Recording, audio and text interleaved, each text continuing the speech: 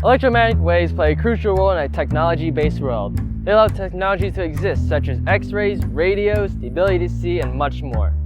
They come from all sorts of places, whether it be from space or from man-made things. Look, there goes one now. There goes another one.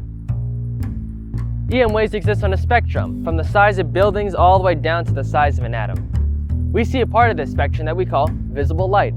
Now that we know a little bit about electromagnetic waves, let's learn how that has to work with 5G. First though, a quick history lesson. We need to figure out a way to encode signals into these EM waves. One of the first applications of this was with radio. The original way of doing this was using AM and FM frequencies to modify the amplitude and the frequency. 1G used this technology in car phones and those big bricks that people used to call phones in the 80s. Next came 2G, which used digital instead of analog signals in order to allow us to send text messages to each other. 3G brought packet switching, and then 4G brought LTE, or long-term evolution, which took some frequencies from the analog TV spectrum and gave it to cell phones. Now let's talk about the next generation, 5G. You see, cell carriers have to fight with other people for the right to use frequencies. They have to compete with radio, air traffic control, TV, the military, and more.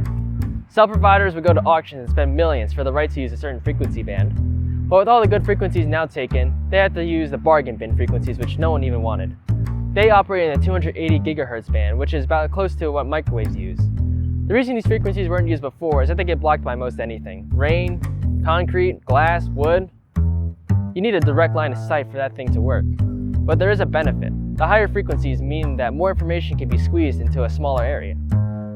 5G promises 1 to 10 gigabit download speeds, allowing you to download a movie in mere seconds. To overcome the problem with short effective range, cell providers are placing a cell tower closer to more people. Now that we have an understanding of how 5G works, let's find out why people are against it. First off, no, it's not the cause of the current coronavirus pandemic. There's no way an EM wave can give you a virus. Some people say that these frequencies have the ability to heat your skin up and make you burn. No, these cell towers have nowhere near enough power to heat anything. Thanks to the inverse square law, power drops off exponentially, which means no, it will not burn you. What about causing cancer?